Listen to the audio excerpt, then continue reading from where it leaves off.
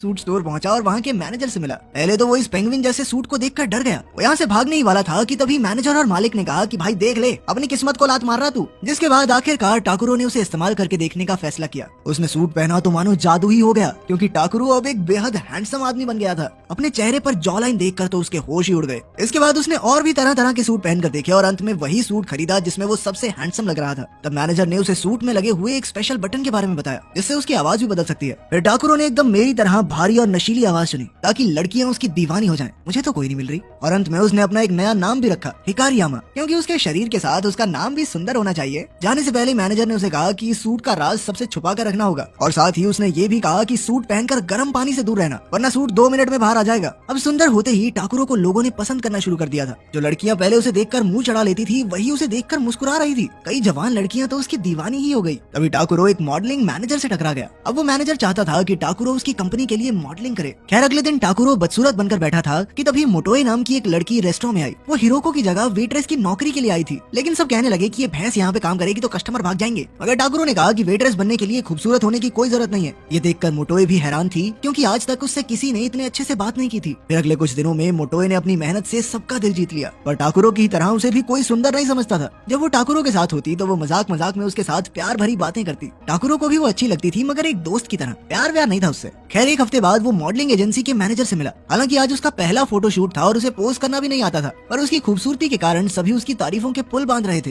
फिर शूट के बाद उसकी मुलाकात सुपर मॉडल रायका से हुई। रायका को लगा कि ये कैसे काम करेगा, इसे कुछ आता जाता तो है नहीं। पर फिर टाकुरो ने अपनी पर्सनैलिटी से उसका भी दिल जीत लिया। आज रायका को जिंदगी में पहली बार कोई पसंद आया था, इसीलिए उसने शाम को टाकुरो को अपने दोस्तों के साथ खाने पर बुलाया। रात को जब टाकुरो उसके घर पहुंचा तो उसने देखा कि रायका के दोस्त कोई और नहीं बल्कि उसी के खास दोस्त हिसाए और टोडो थे। अब टाकुरो ने बेहतरीन डिशेस बनाकर सबके होश उड़ा दिए, मगर बाद में अचानक उसकी आवाज बदल गई और फिर टोडो को लगा कि वो टाकुरो है। लेकिन फिर उसने सोचा कि इतना सुंदर आदमी टाकुरो कैसे हो सकता है। उधर टाकुरो भी हिकारियामा होने का नाटक करते करते थक चुका था और अब वो कुछ अच्छे से खाना चाहता था। उसने देखा कि मोटोए रेस्टोरेंट में उसकी मदद के लिए रुकी हुई थी। उसने टाकुरो के लिए एक रिस्ट बैंड बनाया था जिसमें उसकी पसंद के गाने भी चलते थे। ये देखकर टाकुरो को काफी खुशी हुई। फिर उन्होंने ढेर सारी बातें की और अचानक उन्होंने एक दूसरे का हाथ छू लिया। इससे उन दोनों के दिलों में एक अलग सी खुशी पैदा हुई, पर दोनों ने ही इसे नजरअंदाज करके आगे बातें करना शुरू कर दिया। इसके बाद हम देखते हैं कि टाकुरो मॉडल बनकर काफी सारे शूट्स करने लगा था। वो हर एड में दिखता था और शहर में जगह जगह उसके पोस्टर लगे थे। आखिरकार वो अपने सपनों की जिंदगी जी रहा था। वो जहाँ भी जाता लड़कियां उसके पीछे पड़ जाती और अब वो किसी को भी अपनी गर्लफ्रेंड बना सकता था। कुछ ही समय में रायका को भी उससे प्यार हो गया, मगर टाकुरो के दिल में तो बस हिरोको ही बसती थी। जब उसे लगा कि अब तो वो एक कामयाब आदमी बन चुका है, तो उसने फिर से हिरोको से मिलकर अपने प्यार का इजहार करने का फैसला किया। उसने बिल्कुल फिल्मों की तरह घुटनों पर बैठकर उसे आई लव यू कहा। पर हिरोको तो सोचने लगी कि ये अनजान आदमी बेवजह मेरे गले क्यों पड़ रहा है। वो चुपचाप वहाँ से चली गई, पर टाकुरो को लगा कि वो शर्मा कर गई है। फिर बाद में टाकुरो मोटोए के साथ बाजार गया तो मोटोए ने देखा कि टाकुरो थोड़ा उदास है।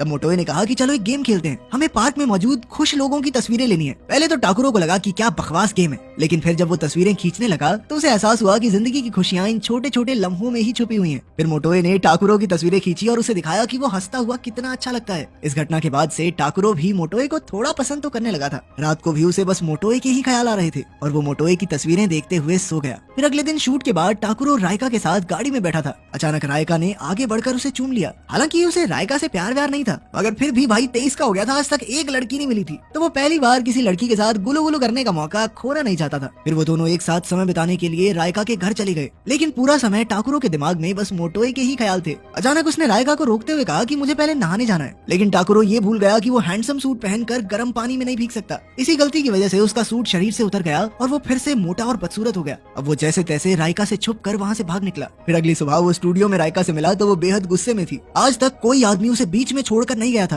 और इसीलिए अब वो टाकुरो को और ज्यादा चाहने लगी थी। इस मुसीबत से बचने के लिए टाकुरो ने कहा कि उन्हें जल्दी नहीं करनी चाहिए, धीरे धीरे आगे बढ़ते हैं। खैर बाद में मैनेजर ने टाकुरो को बताया कि उसे फैशन शो में रैंप वॉक के लिए चुन लिया गया है। इस शो से वो पूरे देश में मशहूर हो जाएगा और उसे बड़े बड़े ब्रांड्स के ऑफर आएंगे। इसके बाद टाकुरो को शूट के लिए गर्म पानी से नहाना था, मगर पानी देखते ही टाकुरो तो बहाने बनाकर भाग निकला। सबने उसकी बात पर विश्वास भी कर लिया, पर एक मॉडल था जो टाकुरो की सफलता से जलता था। उसे टाकुरो पर शक हो गया कि कुछ तो गड़बड़ जरूर है। फिर रात को टाकुरो ने अपने जन्मदिन की एक शानदार पार्टी रखी जिसमें बहुत सारे लोग आए थे। वहीं टाकुरो ने एक मॉडलिंग कंपनी के साथ $50 लाख की डील की। अब टाकुरो की खुशी का ठिकाना नहीं था, मगर अचानक दूसरे मॉडल ने जानबूझकर उस पर गर्म कॉफी फेंक दी। खुशकिस्मती से उसी पर लाइट चली गई और अपना असली रूप बाहर आने से पहले वो भाग गया। रास्ते में ही उसका सूट खराब होकर उतर गया। वो सीधा सूट के शोरूम पहुंचा और सेल्समैन से एक नया सूट मांगा। तब सेल्समैन ने उसे परमानेंट हैंडसम सूट दिखाया, जिसे पहनते ही वो हमेशा हमेशा के लिए खूबसूरत हो जाएगा, मगर इसके बदले में वो अपना असली रूप हमेशा के लिए गवा देगा। थोड़ा सोचने के बाद आखिरकार टाकुरो ने वो सूट खरीद ही लिया। रास्ते में वो एक लड़की से टकरा गया तो लोगों ने उसके शरीर और शक्ल को देखकर उसे लड़की छेड़ने वाला समझ लिया और खूब पीटा।